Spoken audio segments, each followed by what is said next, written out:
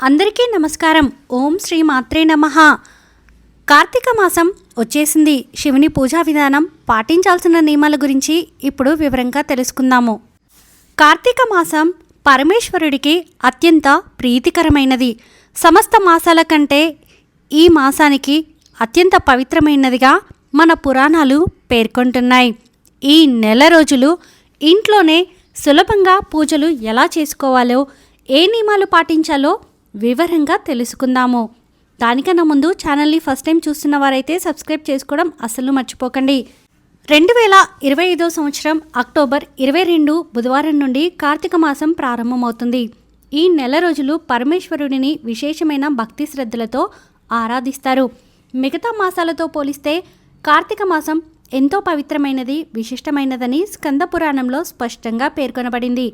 బ్రహ్మముహూర్తంలో చేసే కార్తీక మాసం దీపారాధనతో కార్తీక మాసం ప్రారంభమవుతుంది. కార్తీక మాసం మొదలయ్యే ముందు మన ఇంటిని శుభ్రం చేసుకోవడం చాలా ముఖ్యం. నెల రోజుల పాటు పూజలు చేయలేని వారు ఎప్పుడు పూజ చేసుకోవాలి? కార్తీక మాసంలో నాన్ వెజ్ తినవచ్చా? భార్యాభర్తలు కలవచ్చా? కార్తీక మాసంలో పాటించాల్సిన నియమాలు ఏంటి అనే విషయాలన్నీ కూడా ఇప్పుడు వివరంగా తెలుసుకుందాము. కార్తీక మాసంలో చేసే స్నానాల వల్ల, పూజల వల్ల కోటి రెట్ల పుణ్యఫలితాన్ని పొందవచ్చు అని నమ్మకం. ఈ పవిత్ర మాసంలో ఒక చిన్న దీపం వెలిగించినా సరే మన కుటుంబానికి చాలా మంచి జరుగుతుంది. ఏ మాసంలో దీపారాధన చేయలేకపోయినా ఈ కార్తీక మాసంలో దీపారాధన చేస్తే సంవత్సరం అంతా దీపారాధన చేసిన పుణ్యఫలితం లభిస్తుందని ప్రతీతి. కార్తీక మాసం ప్రారంభమయ్యే లోపుగానే మనం ముందుగా మన ఇంటిని శుభ్రం చేసుకోవాలి. దీపావళి రోజున మనం లక్ష్మీదేవిని పూజిస్తాం కాబట్టి దీపావళికి ముందే ఇంటిని మొత్తం శుభ్రం చేసుకోవడం ఆచారం. కార్తీక మాసంలో ప్రతి ఒక్కరూ తప్పకుండా శివాలయానికి వెళ్ళడం శ్రేయస్కరం. కార్తీక మాసంలో శివాలయానికి వెళ్ళి పరమేశ్వరుని దర్శించుకుంటే ఆ స్వామి అనుగ్రహం మీ కుటుంబంపై ఎల్లప్పుడూ ఉంటుంది. ఈ నెలలో చాలామంది లక్ష బిల్వపత్రి పూజ నిర్వహిస్తారు. కార్తీక మాసంలో బిల్వపత్రాలతో శివుడిని పూజించడం వల్ల స్వర్గలోక ప్రాప్తి కలుగుతుందని, ఇక మరుజన్మ ఉండదని భక్తులు బలంగా విశ్వసిస్తారు. కార్తీక మాసంలో శివాలయంలో దీపారాధన చేసి పూజలు చేసిన వారికి, ముఖ్యంగా ప్రదోషకాలంలో సాయంత్రం 5 గంటల తర్వాత చీకటి పడేలోపు శివారాధన చేసిన వారికి విశేషమైన పుణ్యం లభిస్తుంది. ఇది బాధలు తొలగిపోయి జీవితంలో సుఖ సంతోషాలు వెల్లివిరవడానికి చేసే పూజ. అలాగే వెల్లివిరుస్తాయి కూడా. అలాగే ప్రదోషకాలంలో శివాలయంలో పూజలు చేసేవారికి సకల దోషాలు తొలగిపోతాయని ప్రగాఢ విశ్వాసం ఉంది. అందుకే చాలామంది శివభక్తులు సాయంత్రం వేళ గుడిలో దీపారాధన చేస్తారు. ఇలా చేయడం వల్ల జన్మజన్మల పాపాలు తొలగిపోతాయని, ఎలాంటి సమస్యలు లేకుండా ఆ పరమేశ్వరుడు మీ కుటుంబాన్ని రక్షిస్తూ ఉంటాడని నమ్మకం. ఈ పవిత్రమైన కార్తీక మాసంలో మహాలక్ష్మి స్వరూపమైన తులసి మొక్కను ఖచ్చితంగా పూజించాలి.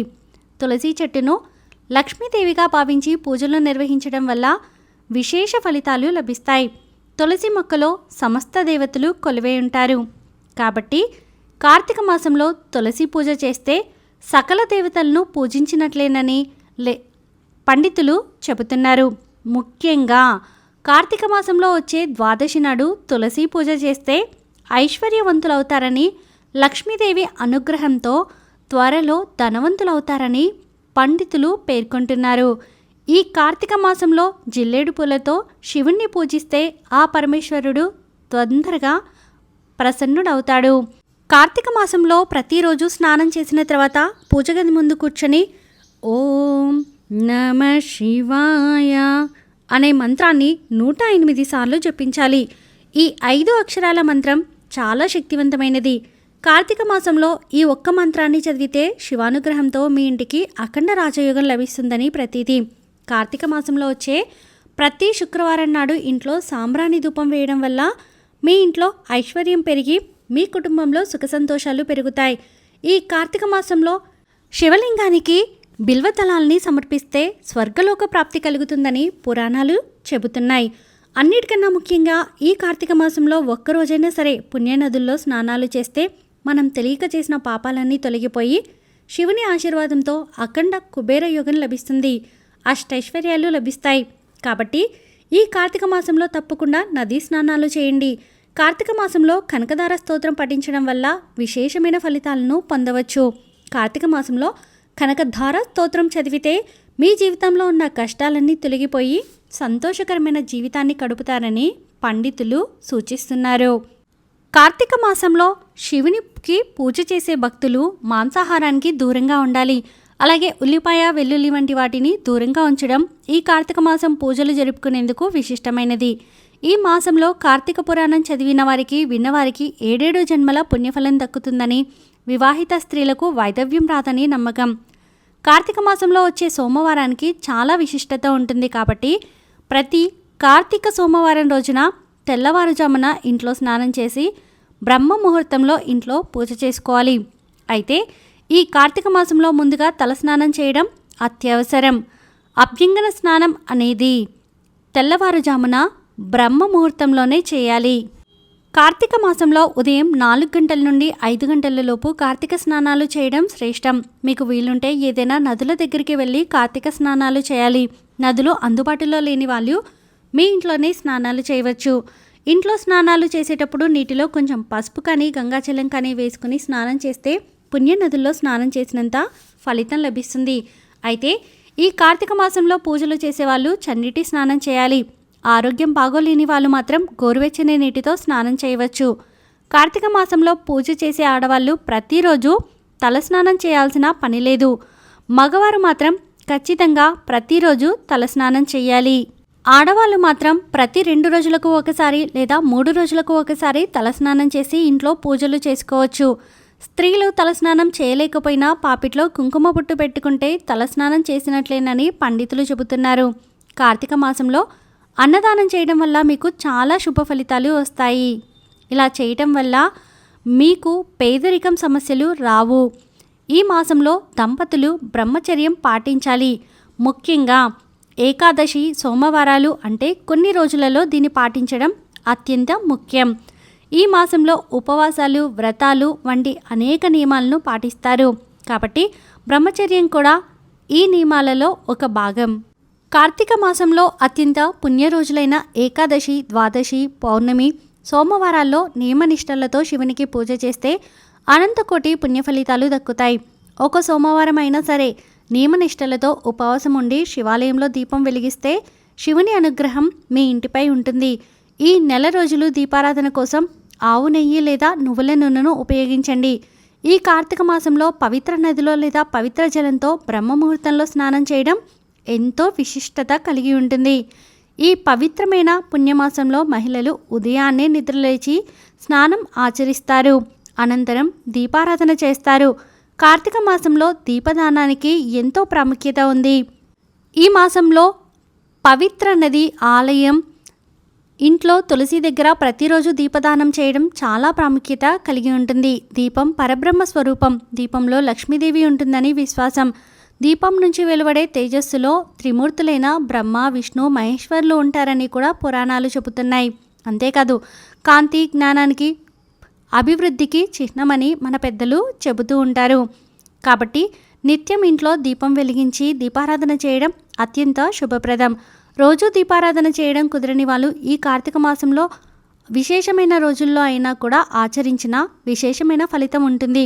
ముఖ్యంగా కార్తీక శుక్ల ద్వాదశి లేదా కార్తీక పౌర్ణమి రోజు సాయంత్రం వేళ ఆలయం, తులసి కోట వద్ద, రావి చెట్టు వద్ద లేదా నది వద్ద దీపారాధన చేస్తే ఏడాది పుణ్యఫలం లభించడమే కాకుండా శివుడే అనుగ్రహం ఉంటుంది అని చెప్పి పండితులు చెబుతున్నారు. మన సనాతన ధర్మంలో పాటించాల్సిన ముఖ్యమైన అంశాల్లో స్నానం, జపం, దానం, తర్పణం అత్యంత ముఖ్యమైనవి. కాబట్టి అత్యంత పుణ్యమాసమైన కార్తీక మాసంలో మనం ఆచరించే స్నానం, దానం, జపం, తర్పణాలకు విశేషమైన పుణ్యఫలం కలుగుతుందని మన పురాణాలు చెబుతున్నాయి. అందుకే పవిత్రమైన కార్తీక మాసంలో ఎవరైతే శక్తి మేర నవధాన్యాలు, ఆహారం, దీపదానం, ఉసిరిదానం, వస్త్రదానం, గోదానం వంటివి చేస్తారో వారికి 1,000,000 రెట్ల పుణ్యఫలం కలుగుతుందని మన పురాణాలు చెబుతూ ఉన్నాయి. కార్తీక మాసంలో కార్తీక పౌర్ణమి రోజు విశిష్టత అంతా ఇంత కాదు. ఆ రోజున నదీ స్నానం ఆచరించి శివుడికి ప్రత్యేక పూజలు చేస్తారు. ఈ కార్తీక పౌర్ణమి వేళ 365 ఒత్తులతో దీపారాధన చేసి ఆ పరమేశ్వరుని దర్శించుకుంటారు. సోమవారాలు కఠిన ఉపవాస దీక్షను ఆచరిస్తారు. కార్తీక మాసంలో చేసే దీపారాధన మహిమాన్వితమైనది. కార్తీక మాసం మనకు ఆధ్యాత్మికంగా ఎంతో ఉన్నతిని ప్రసాదిస్తుంది. ఈ మాసం శివకేశవులు ఇద్దరికీ ప్రీతికరమైనది. ఈ మాసంలో చేసే ఏ చిన్న పూజనైనా దానానికైనా అనంతమైన పుణ్య ఫలితం లభిస్తుంది. దీపారాధన, నదీ స్నానాలు, తులసి పూజ, శివారాధన, అన్నదానం వంటివి మనకు మోక్ష మార్గాన్ని సూచిస్తాయి. కేవలం ఈ నెల రోజులే కాకుండా జీవితాంతం ఇలాంటి సత్కార్యాలు ఆచరిస్తే ఆ దైవకృప మనపై ఎల్లప్పుడూ ఉంటుంది. కార్తీక మాస నియమాలను పాటించడం వల్ల శారీరక, మానసిక ఆరోగ్యం కూడా మెరుగుపడుతుంది. సాత్విక ఆహారం తీసుకోవడం, ప్రశాంత వాతావరణంలో పూజలు చేయడం వల్ల మనసు ప్రశాంతంగా ఉంటుంది. కార్తీక మాసం మనకు ప్రకృతితో మమేకమయ్యే అవకాశాన్ని కూడా కల్పిస్తుంది. నదీ స్నానాలు, తులసి మొక్క పెంచడం వంటివి పర్యావరణ పరిరక్షణకు కూడా దోహదపడతాయి. ఈ పవిత్ర మాసంలో చేసే పూజలు, జపాలు మనలోని దుర్గుణాలను తొలగించి సద్గుణాలను పెంపొందించి భక్తి భావనను అలవర్చుకొని దైవ చింతనలతో జీవించడం వల్ల జీవితాంతం సంతోషంగా ఉంటారు. సంతోషంగా సాగుతుంది జీవితం అనేది. ఈ వీడియో మీకు నచ్చితే ప్లీజ్ లైక్ చేయండి. మరికొంతమందికి వీడియోని షేర్ చేయండి. ఫస్ట్ టైం ఛానల్ని చూస్తున్న వారు సబ్స్క్రైబ్ చేసుకుని పక్కనే ఉన్నటువంటి బెల్ ఐకాన్ని క్లిక్ చేయండి. ఓం నమ శివాయ అని కామెంట్ చేయడం అస్సలు మర్చిపోవద్దండి. సర్వే జన సుఖినో భవంతు.